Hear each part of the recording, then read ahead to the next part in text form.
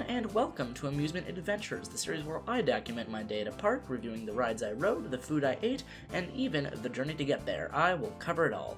And in this episode, we are visiting the absolutely legendary Six Flags Magic Mountain in Valencia, California, the park with the most coasters in the world until Energylandia catches up by adding 7 kiddie coasters in 1 year. And one of the biggest bucket list destinations for coaster enthusiasts all around the world. But before we embark on our journey to the coaster capital of the West, let me tell you a little bit of history of how this park came to be.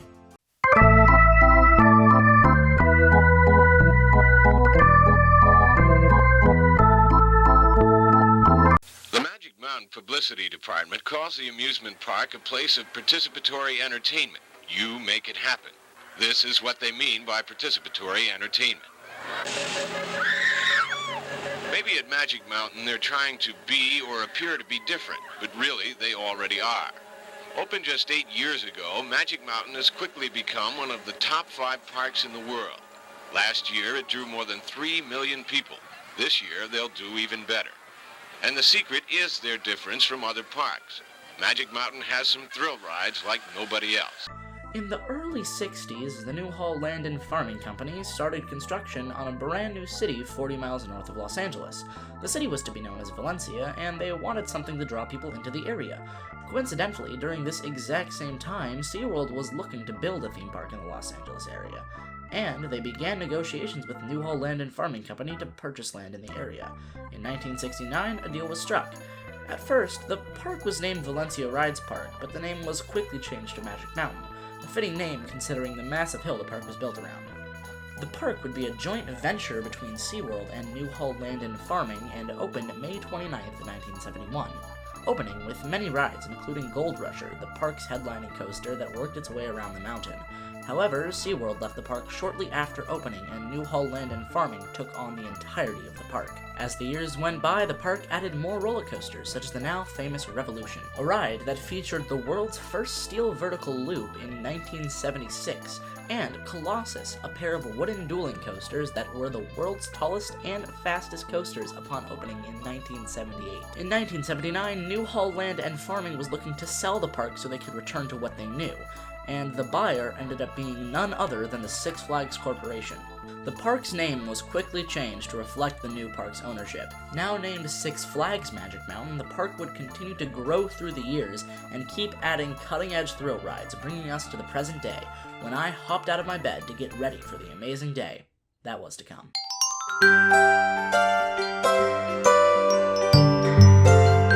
So you might notice that this is still not my house. No, I've been staying at my grandparents' house for the last,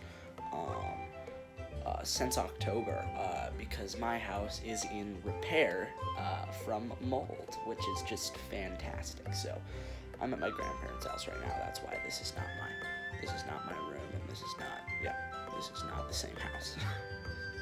After waking up, I went and did what I always do and took a shower. So usually I do like a weird transition where I take a shower and then I have my clothes on. I don't know exactly what I'm gonna do. Oh. That'll do. I also brushed my teeth. You can't forget classic RMC hat. Look at that. RMC. Then I made sure everything was packed, and all that was left to do was slip on my shoes and step outside into the crisp morning air.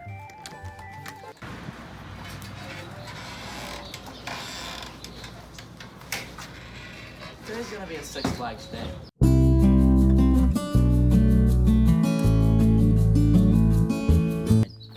This comment as I walked out of the door was mainly meant as a joke, but little did I know this would later become the perfect moniker to describe our day. But all of that would be later. For now, I was outside enjoying the crisp, cool air of the morning. Wow, just an incredible day outside. Yeah, that's crazy how low the snow got. You can see it just all around us. In these mountains. It's just all around us. See, I usually live sort of up up in there. It's sort of covered by the clouds right now, but there are huge mountains up there. That's usually where I am, but I'm at my grandparents' house. Morning, Tyler. I'll be listening to music all day with the power of this video sponsor, Raycon earbuds. Epic. It was indeed an incredible morning. Clouds hung in the air, and the snow-covered mountains completely surrounded us, and it made me all the more excited to embark on our journey to the park. But who would be driving to the park? Well, since I have my permit now, it would be me driving to the park, and Kyler would be helping me by taking the footage out the window of the journey, which we were about to begin. But we would not be going alone. Once again, everyone's favorite pine cone, Gurstlaure the Coaster Cone, would be joining us on our visit to Magic Mountain. It's Gurstlaure! Now that we were all in the car, I pulled out of the driveway and began the drive.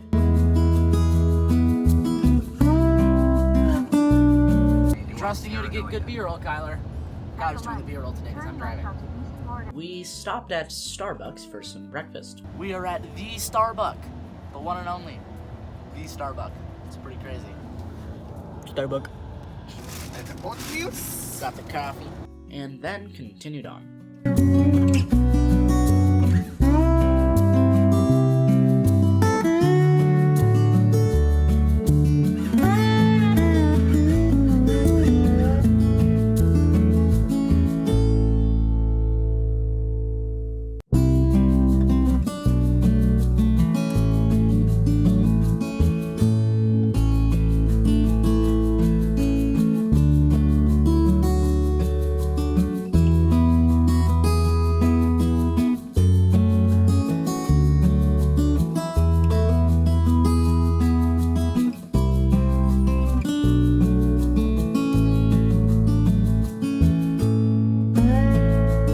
After a while of driving, Magic Mountain's iconic skyline appeared in the horizon. We pulled up into the entry road of Magic Mountain and passed right by X2. A goose.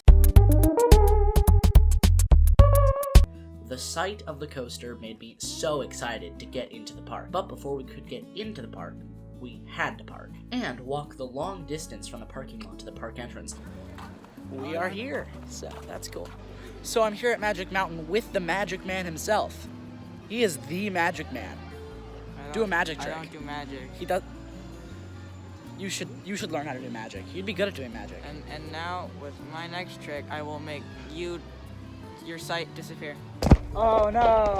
Where we would meet the other people we would be going to the park with. Mike, a family friend and super chill guy. Oh, and did I also mention he is a retired Navy SEAL? So you best believe he can ride whatever coaster you throw his way, as well as his two kids, Allie and Daniel. Now that the group was together, it was time to make a game plan on what we would ride first. Our plan was to ride Revolution first, and then X2, as I wanted it to be my 50th coaster, so I needed to ride it before either Wonder Woman or Superman, the other two credits I still needed at Magic Mountain. There's the Nickelodeon coaster. Look at those beautiful colors. A lot of people clown on this color scheme, but in all honesty, seeing it in person, I actually really like it. I think it really pops. Don't get the hate, to be honest. Plus, I love Nickelodeon. Now, one thing about this plan was making me just a touch nervous. You see, I had hardly seen anything test as we waited for the park to open. In fact, the only ride I had seen test was Full Throttle, but I could not think about that right now, as the park was about to open its gates, so we lined up to hopefully be some of the first to enter.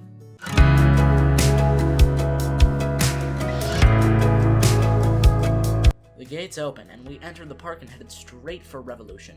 We rounded the corner and saw the park's centerpiece fountain before us, and right behind it, Revolution's loop with Tatsu's helix looming above it. After a bit more walking, we made it to Revolution's plaza.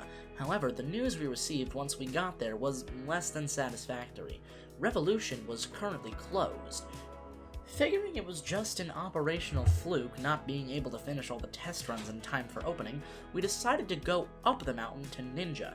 However, along the way we passed X2 and Tatsu and quickly realized that they were both closed, and once we reached Ninja we found out it too was closed.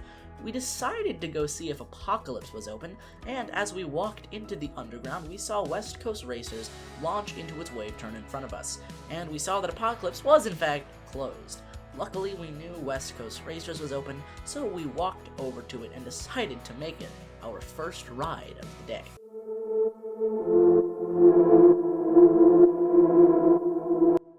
West Coast Racers is one of the better themed coasters in the entire park. In fact, the entirety of the area that it occupies looks really quite nice, and it makes a ton of sense that Six Flags would nail a parking lot theme.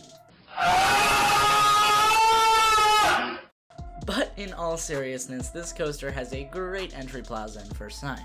There are cars out front, and the sign gives off this graffiti look. Once you actually enter the building, the theming continues as the inside of the building looks like a car shop, and there is a blue car at the center of the queue.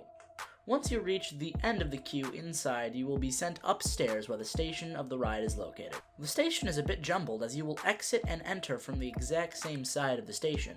And not to mention, these trains by Premier Rides are very poorly designed in my opinion. They're very tight and hard to maneuver in and out of, especially with the comfort collars, which for me don't affect the ride experience at all, but simply make it much harder to get in and out of the trains, slowing down the ride's capacity. These trains are not the best, but at least they don't actively hurt the ride's forces that you are about to experience. West Coast Racers is a little different to most racing coasters. Instead of having two separate tracks and stations for two sides, this ride is a Mobius loop coaster, meaning the two sides are actually one long ride. The ride begins by dispatching out of the station on the white side while the yellow side leaves the pit stop in the middle of the ride. The two trains sit on the launch track for a minute and then simultaneously launch down the launch track.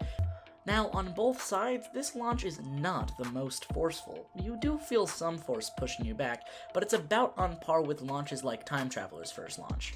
After this launch, both trains go into a wave turn. This wave turn gives some shocking ejector airtime on both sides, and is definitely the two most intense moments of the ride. However, the wave turn on the white side is actually slightly better, as there is more whip exiting the element as you are snapped to the right. The white side then goes into a hang time filled stall, while below, the yellow side races over a twisted floater airtime hill. Both trains then twist up into a little drop into the second and fourth launch respectively. Both drops do give a good pop of airtime, but yellow's is more twisted, so it also has a touch of laterals. Both trains then hit the boost launch, and this thing is actually pretty fun. You don't feel anything for a solid second, but then the boost kicks in and you just get pushed ever so slightly more. It's a very unique feeling. Both trains then traverse the iconic corkscrews. However, while the white side goes straight up into the corkscrew, the yellow side has a little pop up, almost like a double up if the corkscrew itself was actually the second up. This little hop gives a decent pop of airtime, and both corkscrews give ridiculous hang time and floatiness. After the corkscrew, both trains snap the other direction, giving great laterals, and begin the spaghetti bowl section of the ride. This is basically two massive helixes, where the white train starts out on top of the other track for the first helix, and then goes over a switchback airtime hill that gives a quick pop of ejector and some good lateral snap, before diving underneath the yellow track for the second helix. While the yellow side starts on the underside of the helix before snapping upwards into a twisting motion, giving good laterals and a touch of floater, and rising up above the white track for the second helix. Both helices give great positives on both sides, but the side where you are on the underside of the helix gives the best positives on both sides. After that fast-paced spaghetti bowl section, both of the trains enter their last respective elements. On the white side, this is a little bunny hop with a pop of ejector and a fast-paced turn that passes underneath the yellow track and snaps you into the brake run, while on the yellow side you traverse the final inversion of the ride, another hang time-filled corkscrew, and then twist into the brakes. If you are on the white side, you will then enter the pit stop, where you will see the white track transition to yellow and experience a break in the middle of the ride that actually has some nice theming.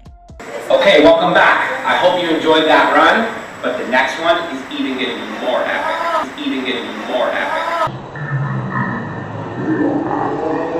If you are on the yellow side, however, you will then enter the station, ending your high-speed race on West Coast Racers. West Coast Racers is truly a fantastic ride. It has fun airtime moments, hang time-filled inversions, and a shockingly powerful wave turn, and the racing aspect is just so much fun. I really enjoy just watching the other train move through the layout as I go along. It really adds to the experience. Overall, West Coast Racers is really just pure fun, and I think it easily deserves an 8 out of 10. So Kyler did not go on West Coast Racers because he is not a racer. He actually hates NASCAR. It's his least favorite thing in the world. Kyler did not go on West Coast Racers, but Gurstlaure here did. So yeah, Gurstlaure the Coaster Cone, my friend here, did go on West Coast Racers, and he loved it. What do you think, Gurstlaure? Yeah, that's fair, that's fair. It's a very fun ride, very fun ride. After West Coast Racers, we wanted to do Gold Rusher next. However, when we got there, we quickly realized that it was also closed. Luckily, the building that housed Justice League Battle for Metropolis was right next door to Gold Rusher, and that ride did happen to be open and appeared to be a walk-on, so we decided to ride that next.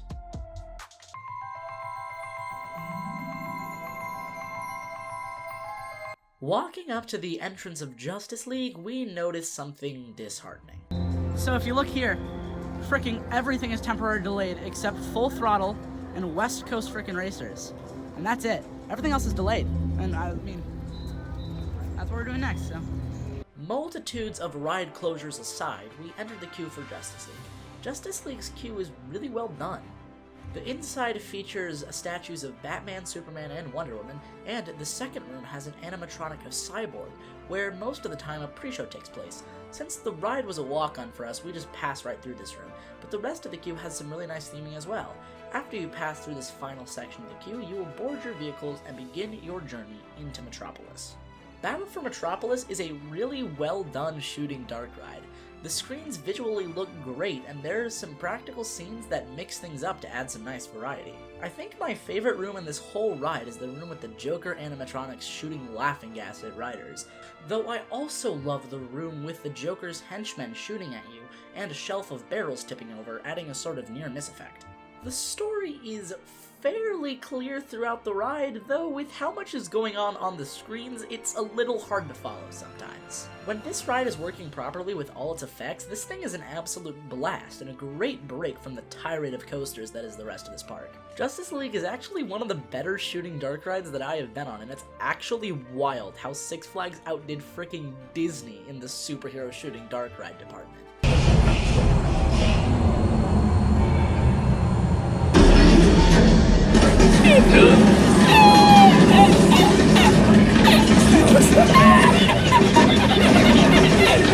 Justice League is really well done and does wonders in variety for this park's lineup. This ride scores a 7 out of 10. So we did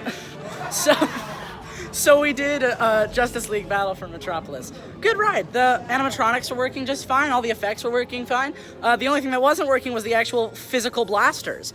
So we scored in the top 0% of all time, which is a pretty big achievement. The seat next to me got the highest score out of all of us. Yeah, the empty seat next to my brother got the highest score out of all of us, so that was pretty sick. After scoring in the top 0% of all time in Justice League, we saw Batman testing. And so, to kill time until it opened, we decided to hit up Crazanity, one of the park's biggest flat rides. This Samperla Giga Discovery towers over the park, and when I saw it was open, I knew I needed to ride it, as it was closed the last few times I had been to the park. Now, in the past, I have said that S&S Screamin' Swings are my favorite flat ride. Back then, that statement was true. However, Crazanity was basically a Screamin' Swing on steroids. This ride had some incredible floater airtime at the top of the swings and crazy forceful positive G's on the downswing. And then you add in the rotation, which is just the cherry on top, as well as the fence for the ride actually being an incredible leg chopper, and you have a recipe for my new favorite flat ride of all time, scoring a 9 out of 10. After this, we headed over to the new DC Universe section, which actually did look really nice. The new entrance portal was well done, and the plaza was clean and fairly sleek. Seeing Wonder Woman closed was quite sad, but at least at the very back of DC Universe, Batman the Ride was open. So we approached the Batmobile and entered Gotham City.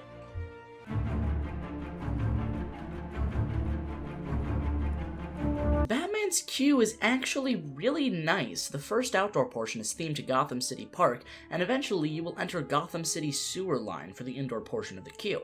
And after a little while longer of waiting, you will enter the Batcave itself, aka the station of the ride. The station is really well themed and looks excellent. All in all, it's really not a horrible place to be stuck for 30 minutes. That's right, as we were about to board, the ride broke down. Now, we could have left the queue, but seeing as there was hardly anything else open and we were itching to get on a coaster, we decided to wait it out. This breakdown single-handedly turned a walk-on into about a 40-minute wait in total, and our day was really starting to become a Six Flags day. However, the ride was finally repaired and we were able to board our seats and prepare to fly through Gotham City. Batman begins the lift hill that takes you to the first drop. Before the main drop, however, there is a slight pre-drop as the train disengages from the lift chain, and this drop allows you to pick up a little bit of speed before the actual first drop. This drop is honestly really intense as you plunge down toward the ground. It is packed full of whip and positive Gs, which is really this ride's strength. After this insane first drop, you rocket into the ride's first vertical loop. The valley leading into the loop piles on the positive Gs, and so does the loop itself. Directly after this vertical loop is my favorite part of the ride. The train traverses this insanely whippy zero-G roll that absolutely snaps you through it, giving some incredible weightlessness. Without breath, you instantly fly through another vertical loop. This one is slightly smaller and a little more intense than the first one. You then careen into an upwards helix that slams you with incredibly intense positive Gs. After this helix, you twist to the right in a long drawn-out turn. This little sequence with the turn is really the only breather you can get on this ride, and even then, you still traverse it fairly quickly.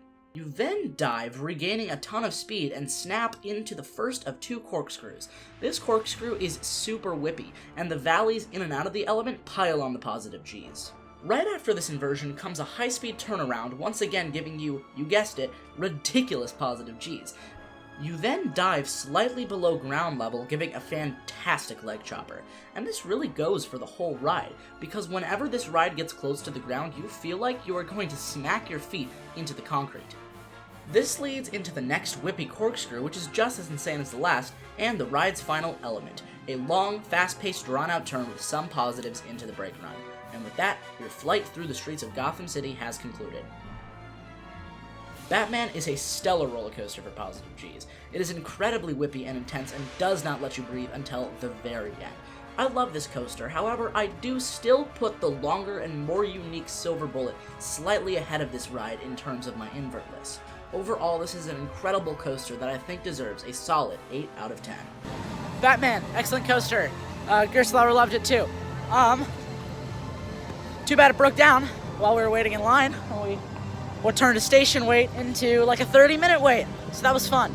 Yeah, no, it's not terrible. I mean, you know, so far my comment at the beginning of the video of having a Six Flags day is sort of coming true. Let's hope it just gets better from here. We're gonna ride Apocalypse. Yeah. After exiting Batman, we saw on the app that Apocalypse had opened up, and it only had a 5-minute wait. However, I was actually warned earlier that day not to trust the wait times on the app, as they were misleading, and the example the person warning me used was specifically Apocalypse showing a 5-minute wait, but actually winding up to be about 15 minutes. But, since I wanted to ride the coaster anyway, we walked through the underground up to that massive wooden structure.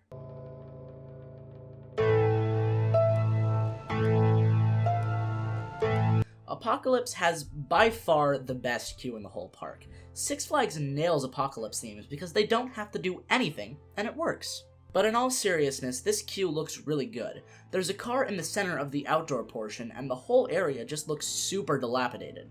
But the theming gets even better once you reach the indoor portion of the queue. This area is themed so well with flashing lights and just a creepy atmosphere, and the station itself also looks nice with the wood vibe and the station flyby adding a ton of energy to the wait. So, after about exactly 50 minutes, me and my brother hopped on this apocalyptic coaster. Apocalypse begins with a wide left-hand turn out of the station into the Clackety lift hill. Once you reach the top, you drop into a pre-drop before descending a left-hand turn and plummeting down the ride's first drop. This drop gives some great ejector airtime in the back and incredible hand choppers as you dive into the ride's structure. You then bank low to the ground before popping up into a speed hill that gives a quick pop of ejector in all rows. This speed hill then leads into a very large overbank turn with some laterals and good sense of speed. Coming out of this turn, the train levels off and switches directions and descends again, getting an almost double down effect that gives a pop of air and some sweet laterals. After this element, you traverse a sort of bank turn and airtime hill combo that once again provides some fantastic laterals and a very slight pop of airtime. The train then travels through a tunnel, and I love that this ride has tunnels. It adds so much to the out-of-control feeling and adds some very effective head/hand choppers. Inside this tunnel is another large bank turn that has great laterals and great sense of speed throughout. You then emerge out of the tunnel flying into a low bank turn that really shows this ride's sense of speed and throws you around a little. The train then pops up into one of my favorite parts of the ride, the station flyby. Front row riders get a pop of air hopping up into the flyby, and everyone gets an insane near miss with the station. You rip through the station and it adds great energy and anticipation for everyone waiting in line. And in the back, you get a great pop of ejector as you descend out of the flyby into another tunnel. Inside this tunnel resides another bank turn with good speed and laterals. Emerging from the tunnel, you quickly snap the other direction and dive, getting great airtime as you descend, into another wide turn with crazy laterals and out-of-control feeling, before traversing a switchback bunny hill with a pop of airtime and some laterals, and twisting through one last lateral-filled turn into the brakes, ending your wild ride on Apocalypse. This ride is really, really good. It has a ton of airtime and laterals, and it keeps its speed very well from start to finish. The whole ride just feels so out of control, and I love that about it. However, this ride did get quite a bit more bumpy since last I rode it. Not enough that it ruins the ride by any means. I actually don't mind the rough spots all that much, as it adds to the more out-of-control feeling and character of the ride. However, when this ride ran just a little smoother, I would have given it a 9 out of 10. But the bit of extra roughness is just slightly more uncomfortable than it was before, so now it is an 8 out of 10. Still, an incredible coaster nonetheless. Okay, so the wait wasn't too bad. It was like 50 minutes maybe of waiting. Waited a little longer because I wanted to wait a couple extra cycles to be in the very back. Yeah, thanks for that. We got off Apocalypse. That's such a great ride. It is so much force. The airtime is really quite spectacular. GCI just knows how to make a good wood coaster. Gurstlaure, this ride has to be a little sadistic for you just a little bit. It's kind of made out of your kind. What do you think? You think that, really? Yeah, it is worth it. It's got great airtime, so, I understand that opinion. After Apocalypse, we decided it was time for lunch, so we walked over to Johnny Rockets. On my way, I saw Wonder Woman was still closed. Please open. I'm begging you. Please. Twisted Colossus isn't even open. None of the RMCs. It freaking sucks. And after waiting a whole 30 minutes to get to the window to order, we got our lunch and sat down. In my haste and hunger, I forgot to record until I had already finished my food. However, I did still have one fry left. I had a lettuce wrap burger with fries, and it was perfectly average.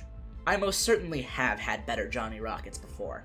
The fries were also good. They were fries. It's really hard to screw up fries. Overall, this meal gets a 6 out of 10, perfectly tasty, but nothing special. I want to ride this coaster. Colossus is running. Where is that?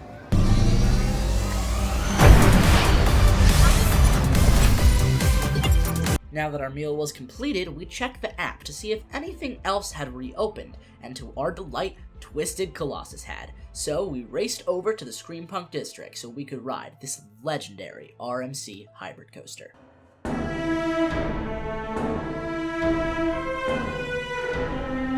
Twisted Colossus has a fairly plain queue consisting of covered switchbacks. However, there are some cool signs with mostly true facts about the ride, except where it says it's still the longest hybrid in the world, as if Voyage doesn't exist. The station is essentially in the same building as the rest of the queue, and it looks nice enough, and so do the trains with their vibrant colors. Some people don't like RMC trains, but I think they're perfectly comfortable, and once we were in them, it was time to dispatch. Twisted Colossus starts off with a left-hand turn out of the station into some booster drive tires that make me wonder why Lightning Rod was ever touted as the first launch RMC when this coaster clearly exists. After this little boost, you then take another left-hand turn and drop into some fun little bunny hills that kind of throw you around a little, and then you begin to ascend the lift hill. Now, if you are lucky, there will be another train on the lift hill that you can catch up with so you can get a duel. You see, like West Coast Racers, this is a Mobius Loop dueling coaster, but unlike West Coast Racers, you are not guaranteed a duel. In fact, a duel on Twisted Colossus almost never happens, so if you have a duel, consider yourself lucky. On my ride, I actually did in fact get a duel on the first lap, and it was outstanding. However, this ride is still outstanding regardless of whether or not it duels. And one of the best parts of the ride is the first drop. The drop has insane ejector airtime, and even some slight laterals from a slight kink to the left. Immediately after the drop, you fly over a speed hill. This hill gives slight ejector airtime, but more so serves to amplify the ride's sense of speed. You then fly over what starts off as a massive camelback, but levels off quickly on the other side into a slight turn. In the front, you get incredibly sustained ejector airtime going over the crest of the hill, and in the back, you get a sharp pop of ejector descending into the turn, which gives fantastic laterals. You then zip through the blue side's half of the high five element, which is really just a wave turn. The reason it's called the high five is because when the coaster is dueling, the two trains flip toward each other, and it almost feels like you can high five the people on the other train. The high five gives some solid flagector on the blue side. I would say it's only a little weaker than the airtime found on the wave turn on Outlaw Run at Silver Dollar City, which if you want to see me talk more about Outlaw Run and the other coasters at Silver Dollar City, make sure to go check out the last episode of Amusement Adventures I did from Silver Dollar City. After the wave turn, you level out into another turn and pop up into a large drop back to the ground that gives sustained ejector in the back and a quick pop of ejector in the front, as well as some slight laterals as you snap into the drop. The drop also dives underneath the structure that gives some fantastic head/hand choppers. After this drop, you fly over a speed hill similar to the first speed hill after the drop. It gives a quick pop of ejector. The next element might just be my favorite part of the ride. It's a large camelback. Yep, just a regular camelback, but it gives incredibly sustained ejector for the entire duration of the hill in all rows. It's just pure airtime, and I absolutely love it. And it's followed up by another contender for one of my favorite elements, the ride's first inversion, an incredibly whippy and floaty 0G roll. This roll snaps you into and out of it, and it gives abrupt laterals as you float through your seat through the entire duration of the roll. The ride then goes up into a double up, where the first pop is straight and gives a powerful pop of ejector, but the second snaps you to the left into a turn, pairing the forceful ejector with some laterals. Keeping the incredible pace of this ride up, you then pop into a left-hand turn, before popping up again into a sort of outer banked hill that abruptly throws you up and to the side, before twisting into the brake run. But this ride is only half over. The blue track switches to a green color, and you begin to ascend the ride's second lift hill. This lift hill is much slower than the first to give you a chance of a duel, but most likely you will not duel. Once you reach the top of this lift hill, you drop into the second lap. The first few elements of the green side are almost identical to the blue side. The drop is the same, the speed hill is the same, and the first half of that hill into the elevated turn section is the same. However, the green side levels off out of the camelback and into the turn slightly before the blue side, and the wave turn is far more powerful this time around. For a similar reason, the white turn is more powerful than the yellow one on West Coast Racers. You snap one way and then have to snap back the entire other direction from the way you entered, making the element a whole lot more whippy. The airtime strength itself is about on par with the blue side though, as it has a good pop of flagector. You then turn and snap up into a twisted double down with crazy laterals and ejector as the train banks two separate ways on the individual downs. You then traverse the final contender for my favorite element of the ride, the 0G stall. Or, on this ride, the Top Gun stall, named after the famous maneuver from Top Gun, as this 0G stall passes right above the aforementioned camelback, which when the ride is dueling, recreates the maneuver. However, this element is incredible regardless of whether or not the ride is dueling, just like this coaster as a whole. You get snapped into the inversion, and the inversion holds for a very long time, giving you some incredible hang time. And then, at the end, you get snapped back out of the inversion, once again providing some very abrupt laterals. This incredible stall is followed by a sort of switchback airtime hill, throwing you up in a moment of sharp ejector and to the side, and passing you through the structure of the 0G roll, which allows for some excellent head and hand choppers. You then go into a double up, almost identical to the blue sides, before turning into two more banked hops of airtime and charge into the final brake run, ending your insane ride on Twisted Colossus. This ride is absolute insanity. Every single moment gives crazy airtime, throwing you out of your seat, and you basically get 2 rides in one. How many RMCs do you get to go down the drop twice? The answer is only this one. This ride is elite even without dueling. Dueling just adds even more to the experience. Of course, I do wish this was programmed like West Coast Racers to duel every time. But the ride not dueling does not in any way ruin the ride, which I am giving a 9 out of 10. One of the best coasters I have ever ridden easily. Yeah. Any bad day, if you're having any day that's like not the best at a park, as long as there's an RMC, you're gonna have a good time. That ride is incredible. I actually got a duel. It wasn't a double duel. It was just a single duel, just on the first run. But it was a full-on duel, like exact same time. It was amazing. It was incredible. And this ride is elite, even if it doesn't duel. Let's be honest. Every single airtime moment hits. It's just incredible. Just an amazing ride. Just an amazing ride. Makes me wish Wonder Woman was open all the more, but that's all right. I'll be back another time to ride that. So I really don't think it'll be open. I think we're gonna go do Revolution now. So yeah. While me, my dad, Mike and Allie, and of course Gurstlaure were riding Twisted Colossus, Kyler and Daniel were doing this.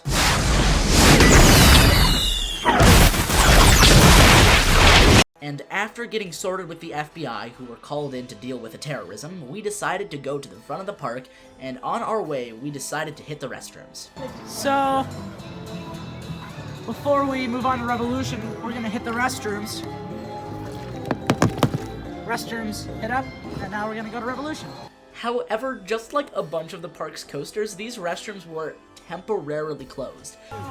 This beast is also closed. So. No, sorry, the Goliath sign is permanently closed. Oh, the Goliath sign is closed. Not permanently, temporarily. Oh, the Goliath sign is temporarily closed. No. That's another one of. I rode Grand Exposition Coaster at Silver Dollar City, and that was a lot. I don't know if I want to ride a clone and ride it again. Maybe we'll save it for if Cosmic ever visits this park. I know Gurstlaure wants to ride it, but it's very intense. So we decided to continue to the front of the park, where one of the more significant coasters ever built resides. The coaster that had the first modern-day vertical loop. A coaster that has been featured in many films.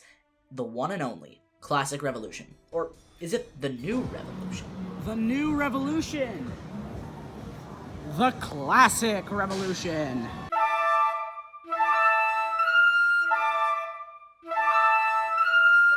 Confusing name aside, Revolution's queue is really quite nice. It's tucked away and shaded by the trees.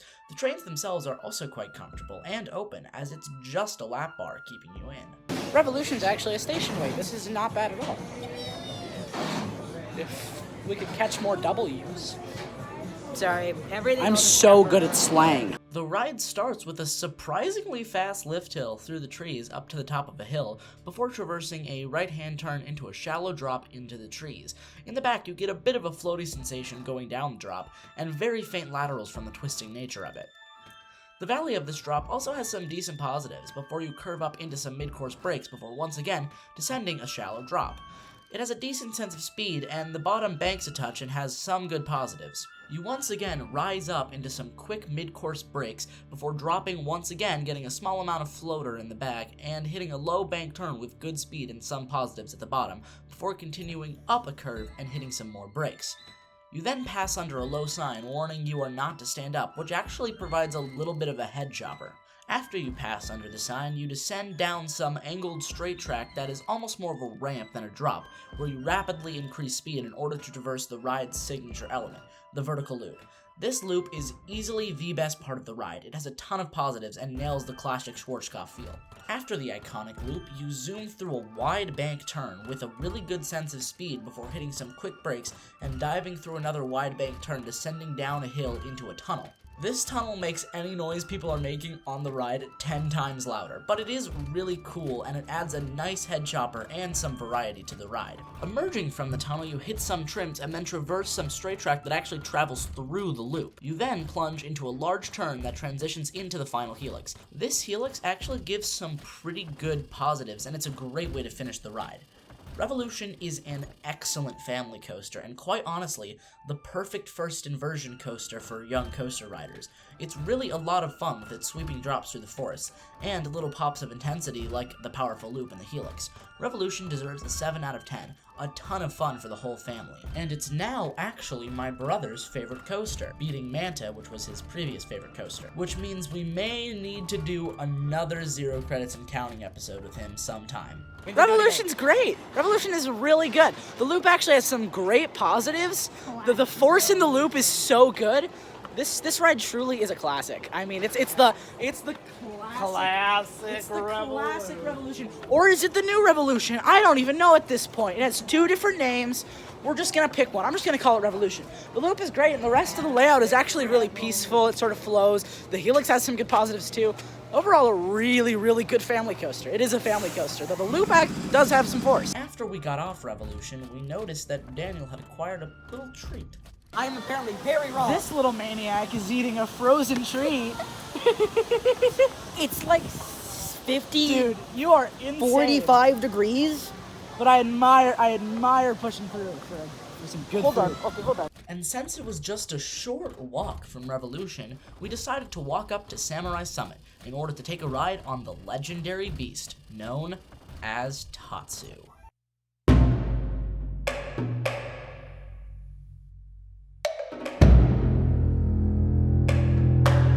Tatsu's queue honestly is really nothing to shout at. The main portion is a bunch of covered switchbacks before ascending a ramp into the ride station. However, this ramp and the station itself does give some incredible views of the pretzel loop and other parts of the ride. The station itself is a little bare bones, but at least it exists, unlike another B&M in SoCal.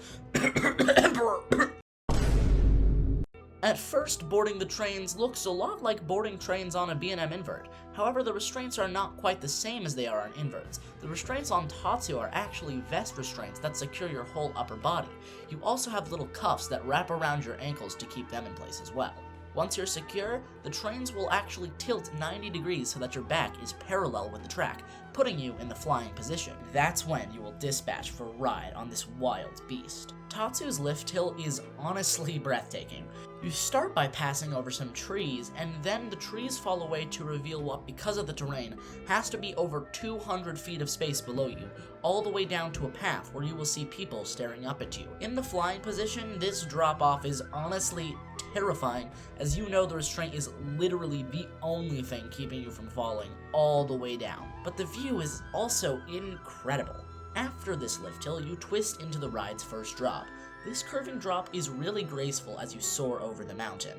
It also has some faint positives in the drawn-out valley before you lift up into an incredibly floaty 0G roll. You then pass through a quick turn with good sense of speed before floating through another 0G roll. This graceful inversion leads into a tight overbank turn with faint positives before the train is snapped into a quick turn to the right. This turn is very snappy and gives some really solid whip and faint laterals. So far, the ride experience of Tatsu has been very graceful and almost serene as you soar over the mountain, soothingly navigating the ride's inversions. But that calming, peaceful ride experience is about to be traded for what might just single-handedly be one of the most intense inversions I have ever experienced, the pretzel loop. You rise up slightly before diving all the way down to the ground and in on yourself till you are on your back and looking up at the sky. You then rise back up until you reach your original position under the track.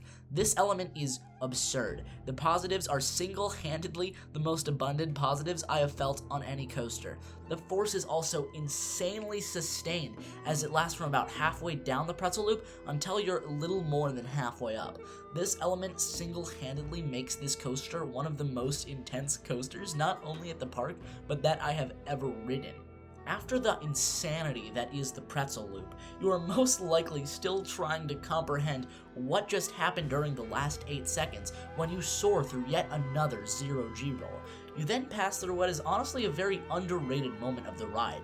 It's the scenic turnaround where the strength of the element is not actually the element itself, but it's the view you get while traversing it. It gives you a panoramic view of the whole park, and it's honestly breathtaking. You then pop up into a set of brakes. This little pop gives some faint floater. You hit the brakes, slow down, and then turn into the final brake run, ending your ride on Tatsu.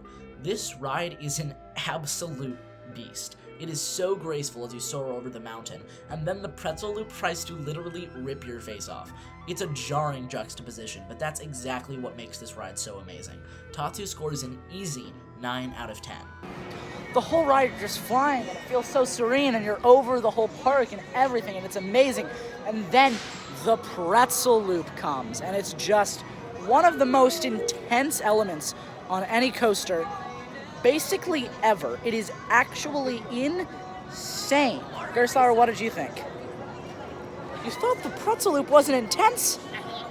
Dude, that was a little, out of pocket, so you should get back in there. After Tatsu, we walked around for a bit, and as the sun began to set over the park, we realized that Wonder Woman sadly would not open for the day. So we walked up to what would be the last ride of the night, and the only new credit for me that day, X2. Ready to ride X2? Oh.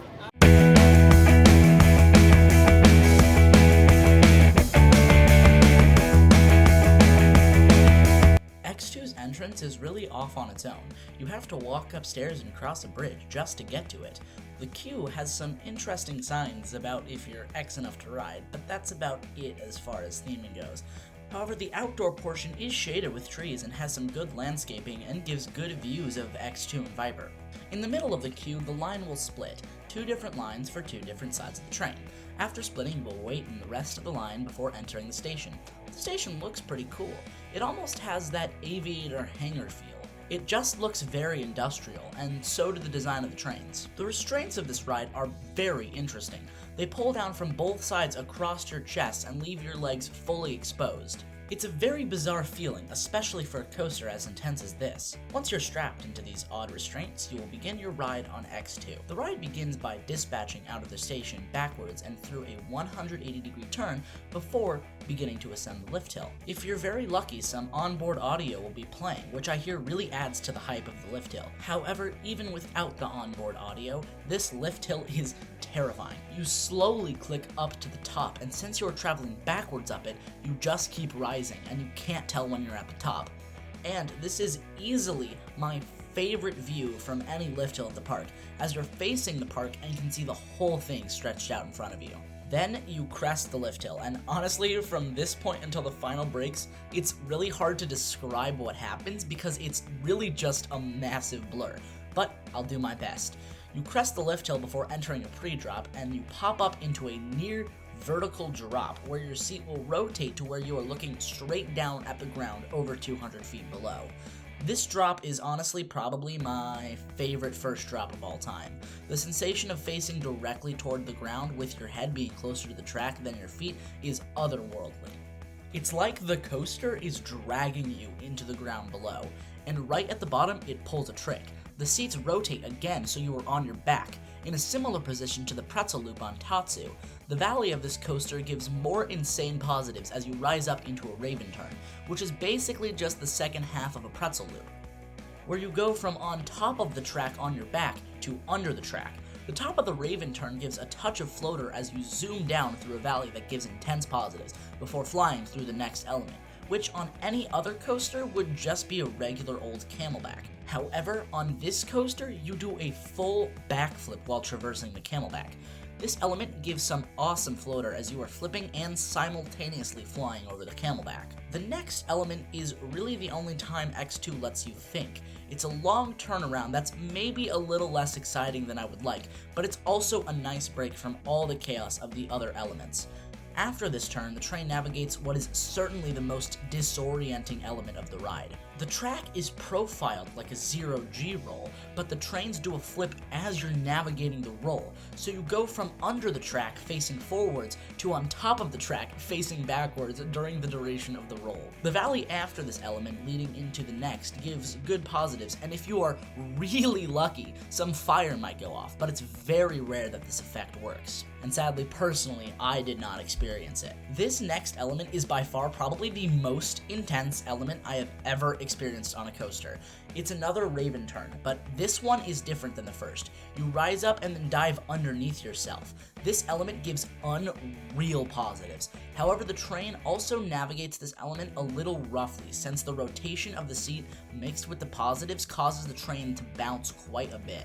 Personally, I did not find this uncomfortable, but I was in the inside seat. Mike, who was sitting next to me, said it beat him up a bit. Overall, I found X2 extremely smooth. However, once again, I was in the inside seat, which is supposedly much better than the outside seat when it comes to smoothness. Next time I ride X2, I'm going to try the outside seat to compare. After the pure insanity that is the final Raven turn, you twist into the brake run through one last inversion that's profiled like an inline twist, but has another rotation. This final twist is honestly a very underrated part of the ride. You go from under the track facing forwards to on top of the track facing backwards in a matter of seconds. This element twists you into the brake run, ending your ride on the absolutely mind-blowing experience that is X2. This ride is incredible. It's intense from start to finish and so disorienting.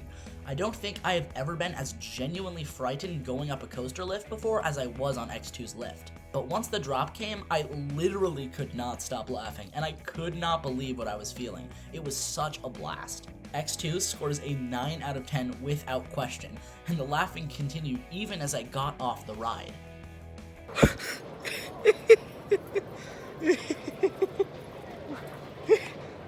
I don't know. Okay, first thing, maybe number 2. That might be number 2 already. I'll have to see. That's one of the most insane things I've ever experienced. That actually, left me speechless. Oh my gosh. Outlaw Run, you might have just been dethroned. I'll have to think about this. It's either number 2 or number 3, or well, I don't know, because then there's just a Colossus, so it's 2, 3, or 4. That's, wow. Wow, okay. The park closed shortly after my ride on X2, so we made our way out of the park. We stopped at the Emporium so I could get a shirt and an X2 and Tatsu Nano Coaster before walking out the exit and concluding our day at Magic Mountain. Reflecting on the day as I walked the long walk back to the car, I realized that even though almost all the rides were closed when we first got there, most of them ended up opening up. And even though Wonder Woman did not wind up opening up, I still had a really fun day riding coasters. And hey, that just means there's more to look forward to when I visit the park next time. Thank you all so much for watching this episode of Amusement Adventures. If you enjoyed, make sure to give this video a like, or even subscribe if you feel like it. But I will say there's some pretty crazy stuff coming very soon that I do not think you guys will want to miss. If you have not seen the other episodes of Amusement Adventures, go check them out. You can also take a gander at all the other series I make on this channel, such as Zero Credits and Counting, the show where me and GP host Cosmic take GP and have them review and then quiz them on their favorite roller coasters. Once again, I really appreciate you guys watching these videos, and I cannot wait to see you all again next time.